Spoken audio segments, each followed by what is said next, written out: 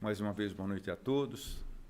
Boa noite àqueles que nos assistem pelas redes sociais.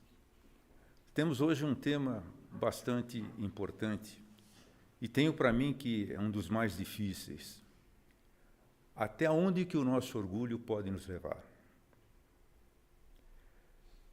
Eu vou começar falando sobre duas questões antagônicas: orgulho e caridade, uma virtude e um vício. Tenho para mim que a caridade é a virtude de todas as virtudes, porque ela congrega em si não somente a caridade, mas ela traz consigo tantas outras virtudes que se somam e se traduzem na verdadeira caridade. Do outro lado, nós temos o orgulho, que também carrega consigo uma série de vícios: prepotência, arrogância, desprezo contra o próximo e tantas outras. Por isso nós temos duas questões antagônicas. E eu acho que para a gente falar um pouquinho de orgulho, e para que a nossa conversa seja assim bastante amena, é sempre bom a gente começar com exemplos, né? Quando eu auxilio alguém a atravessar uma rua, alguém que está ou com problema físico, ou alguém com mais idade, eu estou praticando um ato de caridade. Quando eu dou uma esmola, eu estou praticando um ato de caridade. Quando eu auxilio alguém, por exemplo, alguém que venha me pedir uma esmola, mas eu não tenho nada, eu dou alguma coisa que eu tenho para essa pessoa, eu também estou fazendo um gesto de caridade. Mas nós sabemos que a caridade ela é muito mais profunda do que estes simples gestos. Mas não deixa de ser caridade. Agora vamos voltar aqui para o nosso tema: orgulho. Eu tenho um orgulho imenso das filhas que eu tenho. Será que isso se constitui num orgulho propriamente dito? Vocês acham que isto aí é um orgulho? É como a gente poderia dar até exemplificar e falar assim: olha, isto é um golinho de uma taça de vinho. Eu ingeri álcool, mas um golinho, isso não faz mal para ninguém. Agora vamos pegar essa mesma frase e colocá-la de uma outra forma. Eu tenho orgulho das filhas que eu tenho porque elas são as melhores filhas do mundo. Uma é a melhor nutricionista do mundo e a outra é a melhor publicitária do mundo. Será que eu não exagerei um pouco aí na dose do meu orgulho? Aí já não foi um golinho de vinho que eu dei, não. Eu tomei uma taça inteira e acho que eu repeti outra vez esta taça. E a gente pode perceber o seguinte: eu acho que não existe nenhum de nós, especialmente no estágio evolutivo espiritual que nós nos encontramos, que não tenha uma dose de orgulho. Todos nós somos portadores de orgulho.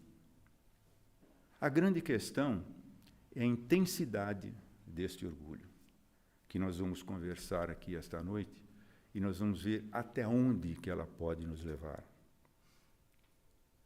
As pessoas têm um orgulho meio que natural, porque isto é uma das imperfeições que nós trazemos por falta de conhecimento, por falta de aprimoramento espiritual. Eu não conheço nenhum espírito elevado que seja orgulhoso, que ele chegue aqui, por exemplo, e fale: olha, eu sou um espírito de tal hierarquia, eu vim de tal lugar aqui só para atender vocês. Muito pelo contrário, normalmente ele se mostra de uma forma bastante simples e humilde, sem que com isso signifique que ele seja um espírito submisso. Ele tem o seu ponto de vista, ele tem as suas ideias, mas ele não impõe a ninguém. Cada um a recebe da forma que entender a mensagem que ele vai passar. Eu até gostaria de citar um exemplo aqui, uma experiência que eu vivi que seguramente foi um dos maiores vexames que eu passei na minha vida. Eu iniciei num trabalho, devia ter 3, 4 anos de formado,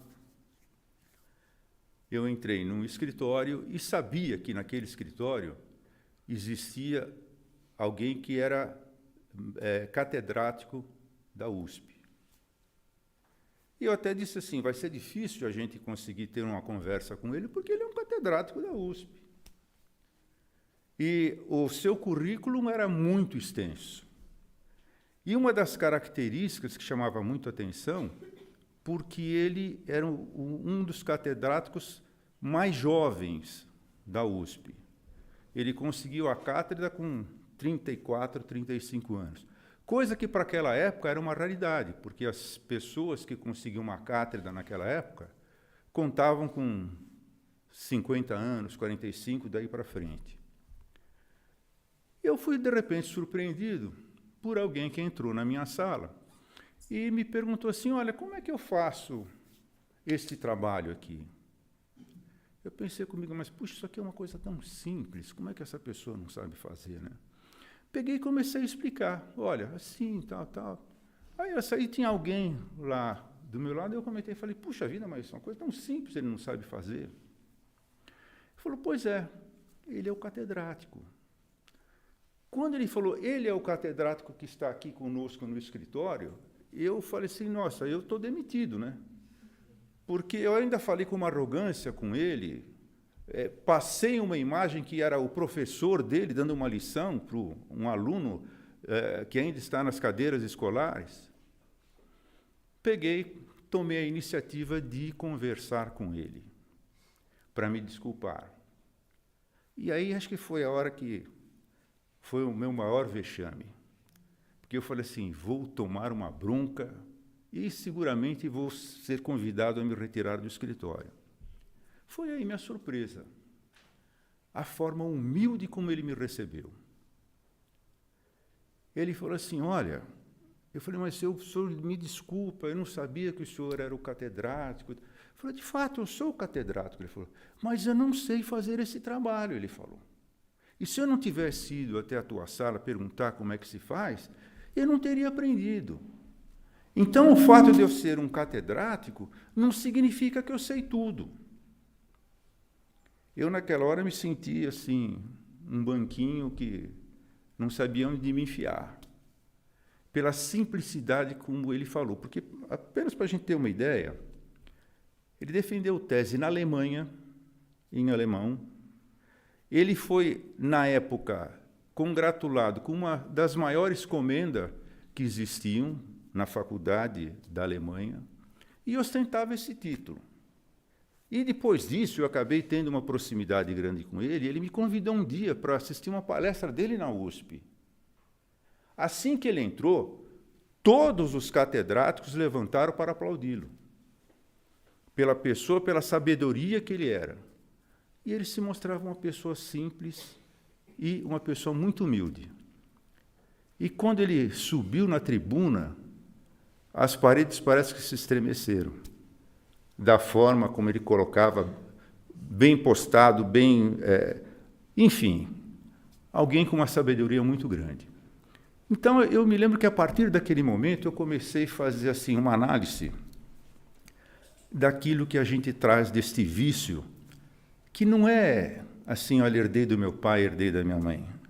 É um vício que a gente traz de diversas encarnações. Porque o orgulho, seguramente, tem uma característica muito grande. Seguramente, todas as nossas expiações que hoje vivenciamos, elas são, pelo menos, parte, ou se não for a grande parte, dos nossos erros de encarnações anteriores. Isto é uma coisa que a gente cultivou por diversas e diversas encarnações. A gente sempre já assistiu que o orgulho já derrubou aviões, causou naufrágio, causou muitos e vários suicídios, dizimou famílias, pessoas profissionais altamente gabaritados acabaram matando os seus pacientes por conta de um orgulho exacerbado, para não dizer que haviam cometido um erro. Enfim, eu diria o seguinte, que haverá na nossa ciência talvez num futuro breve, uma solução para o câncer, um remédio para o câncer. Mas dificilmente alguém vai criar alguma fórmula de combater o orgulho de uma forma assim rápida. Alguém que consiga tirar um orgulho exacerbado de uma forma mágica. Porque eu acho que todos nós aqui conhecemos, né, pessoas que são comandadas pelo orgulho. É como eu disse, todos nós somos portadores de orgulho, mas ele tem uma graduação que ele chega a um ponto em que ele domina a pessoa. Essa pessoa é simplesmente comandada pelo seu orgulho. Ele é aquela pessoa que onde ele passa, ele quer ser o alvo das atenções. O seu orgulho precisa deste alimento. E ele busca, de uma forma incansável, saciar esse vício. Ele precisa disto. E é exatamente nesta fase que as pessoas acabam sucumbindo. Primeiro, o orgulhoso jamais reconhece os seus defeitos. O orgulhoso, muitas vezes, ele cria mentiras e acredita piamente naquela mentira que ele criou. Aquilo se torna uma verdade para ele. Ele vive a mentira como se fosse uma verdade. E ostenta aquilo. Ele faz questão de manter aquela mentira como se ela fosse uma verdade. Porque o seu orgulho não permite o reconhecimento de um erro. Não deixa. Então, esta pessoa, ela é portadora de uma doença incurável. Ela é incurável até o momento em que ela se propor a combater esta doença. Nós sabemos de muitos casos de câncer que passam por um longo tratamento, a pessoa se cura, mas mesmo depois de curada, ela tem que continuar um tratamento para ela não ter uma recidiva, para não ter uma metástase. E essa metástase, às vezes, na grande maioria das vezes, acaba levando à morte. Nós precisamos combater dioturnamente o nosso orgulho. E isso se estende, inclusive, a quem está ao nosso redor, a quem nós temos a obrigação de cuidar, os nossos filhos. Nos primeiros sinais de orgulho, nós precisamos combater isto, para evitar que ele se alastre, para evitar que ele tome uma proporção que acabe dominando a pessoa. Eu me recordo que uma vez também participei de uma palestra que este era o tema, do orgulho. E o palestrante citou um exemplo e falou assim: como é que você reagiria se você acordasse vencedor de uma mega-sena de milhões? Você se tornasse, de um dia para o outro, a pessoa mais rica que você possa imaginar. Como é que você se sentiria? Ah, não, eu ia continuar minha vida normal. Mentira. Nós vamos nos sentir muito poderosos, porque nós somos ainda muito arraigados à matéria. Hoje nós somos medidos pelo que nós ostentamos, não pelo que nós somos. Diferente das altas esferas espirituais, os espíritos são valorizados pelo que eles são, não pelo que eles ostentam. Mas nós ainda, como eu disse, nós ainda estamos numa escala evolutiva de aprendizado, de experiências. Nós estamos muito apegados à matéria e isto acaba provocando dentro de nós este sentimento nefasto. Porque às vezes a gente se pergunta assim: quantas encarnações eu tive e quantas ainda serão necessárias? Só o nosso orgulho vai responder essa pergunta. Quantas a gente teve, a gente não sabe, mas quantas nós teremos que perguntar assim: quantas você precisará para acabar com o seu orgulho? Eu acho que todos nós aqui já nos deparamos com pessoas altamente orgulhosas, né? Parece que existe assim uma barreira intransponível para que a gente chegue próximo a ela. E não são pessoas assim da mídia, não. Não são pessoas que são pessoas populares. São, às vezes, assim, alguém que ocupa um cargo importante numa empresa. E ela, inclusive, justifica esta postura, dizendo assim, não, pelo cargo que eu ocupo, eu preciso ostentar aqui uma aparência de pessoa inacessível.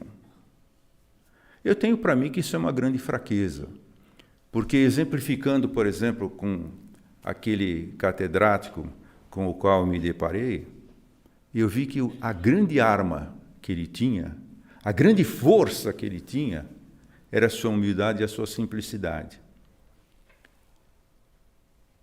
E nós temos um material em mãos para o combate a esta doença que nós somos portadores. Temos o exemplo de Jesus. Se tem alguém se vocês me perguntarem, quem você apontaria como alguém que não tem nenhum orgulho, zero de orgulho? Eu diria que a única pessoa que eu conheço, que eu tenho como referência, o Mestre Jesus. Por quê? Espírito de elevada categoria, espírito da esfera crística. Seguramente ele combateu o seu orgulho em diversas outras encarnações que ele teve. Cristo não foi criado e de repente virou alma purificada. Ele passou também por um processo de depuração como nós estamos passando. O espírito dele, quantas encarnações ele passou, nós não sabemos. Este Cristo que nós conhecemos aqui, que ele veio para dizer, pessoal, vocês estão indo para o abismo, vocês precisam mudar o caminho. Olha, vamos valorizar um pouquinho mais o espírito, vamos valorizar mais um pouquinho o amor. Foi essa lição, traduzida em miúdos, que Cristo veio dizer para nós.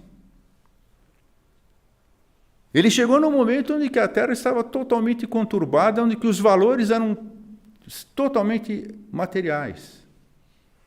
E dominados, sim, por um orgulho muito grande. Às vezes eu, por exemplo, eu gosto muito de assistir filme épico. E quando eu fico vendo aqueles filmes de Roma, eu me pergunto assim, até onde eles queriam chegar? Porque eles praticamente dominaram o mundo. E nunca teve um imperador que falou assim, tá bom, basta, isso aqui tá bom de tamanho. Cada imperador que vinha, cada novo imperador, queria ampliar mais ainda o Império Romano. E como tudo e como todos, o Império Romano também caiu. E seguramente caiu pela prepotência, pelo orgulho dos seus dirigentes. Nós somos imbatíveis. Então, se existe alguma coisa que certamente é um grande obstáculo para o nosso avanço espiritual, isto se chama orgulho. É uma coisa que nós temos que combater dioturnamente. A fórmula de se combater o orgulho. Primeiramente, a pessoa precisa querer e reconhecer e falar assim, olha, eu preciso mudar. E depois nós temos um ferramental à nossa disposição muito grande. Toda vez que nós nos aproximamos de Deus, é um gesto de tentar evitar que esse vício, cada vez ele cresça mais. Cada vez que a gente se liga a Deus, cada vez que a gente estuda mais a doutrina espírita, conhece o mecanismo de funcionamento da evolução de um espírito, a conclusão é, eu preciso me modificar. É por isso que, incansavelmente, não só nesta casa, mas eu tenho certeza que em todas as casas espíritas, a palavra de ordem é reforma íntima. E reforma íntima não é se transformar num beato, não é uma beatificação. Isto vai levar milênios para que a gente atinja. É modificação. E a gente precisa começar essa mudança por pequenos atos. O simples gesto de cumprimentar um irmão que nós encontramos, ou de entrar num ambiente, mesmo que a gente não conheça ninguém, cumprimentar as pessoas, por estes simples gestos. Porque não adianta. Nós não vamos desentortar uma árvore que ela cresceu e ao longo de milênios ela ficou torta. Nós vamos ter que ir com um jeitinho, empurrando ela devagarzinho, para ela voltar ao seu estágio normal. Isto vai depender de um esforço muito grande. Seguramente será uma ação que nós vamos iniciar, tomando como exemplo esta nossa encarnação.